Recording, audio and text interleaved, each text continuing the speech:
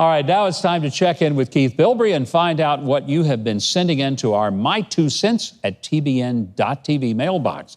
Keith, I know we've had some folks that emailed us this week. What did they say? Well, we've got some jewels. First of all, Linda in North Texas writes, Chicago Mayor Lori Lightfoot actually said rioters are breaking the law this week. She praised the police and swore the perpetrators will pay for their deeds.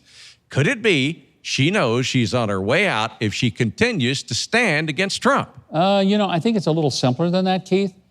Some of those rioters went to her neighborhood and were going to picket her house and riot in her area, in her yard, and I think that might have gotten her attention. It's sad that it took that because she didn't seem to realize that it was hurting a lot of other people in her city. But hey, Mayor Lightfoot, glad you're waking up. What else we got? Well, Kathy in the Buckeye State, former Ohio Governor and Republican John Kasich is speaking at the Democratic National Convention. What do you make of this decision by him? Well, I'm disgusted. Look, I've known John a long time. First of all, I was very disappointed 4 years ago.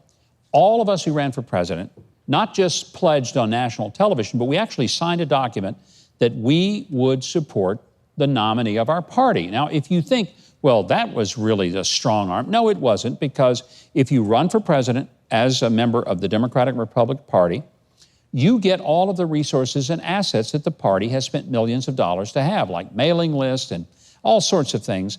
You get access to that.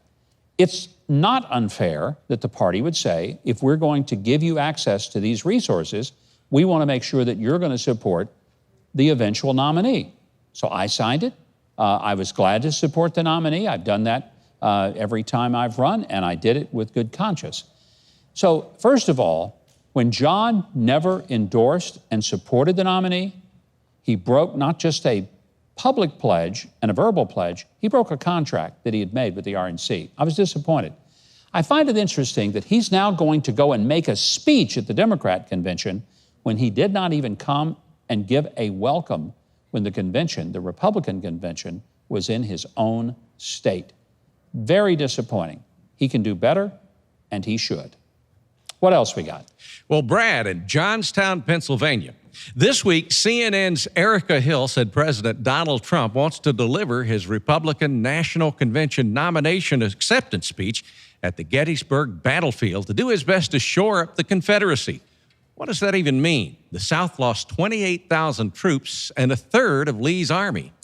Proof positive, Keith, that our history classes are failing these young people if they don't understand that the Union Army won at Gettysburg. If the president was going to salute the Confederate Army, the last place on God's green earth would be Gettysburg.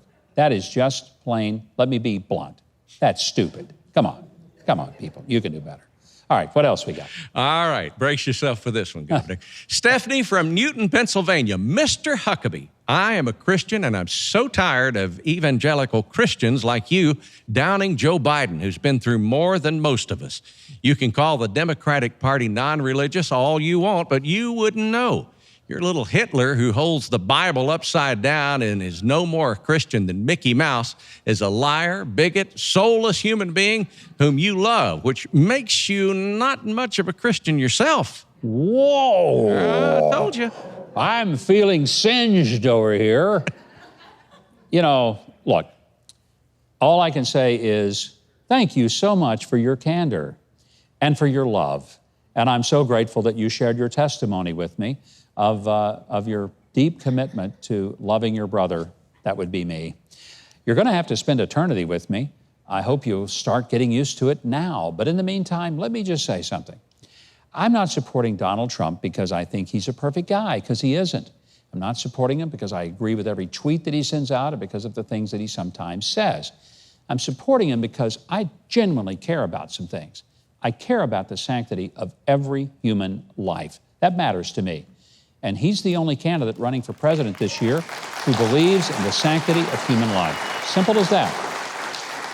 On the other side, not only do they believe in abortion right up until the moment of birth, but they want you, the taxpayer, to pay for it. I find that abominable. I believe that we should support Israel. That's not a negotiable issue for me. This president has done more to stand with Israel than any president ever in American history. period. Nobody has done anything like it.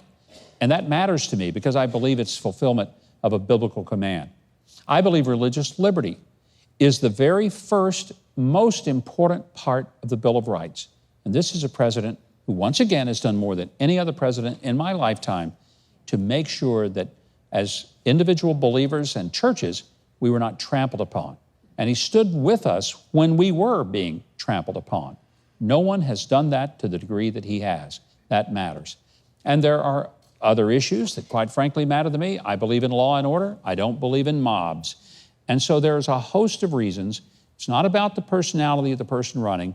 It's about the policies and about the outcome of our country. But I do appreciate your sending in your kind and thoughtful note. Hope to hear from you again. Now, if you're seeing this, I know you've enjoyed that video. I mean, how could you not, after all? So you know what you should do?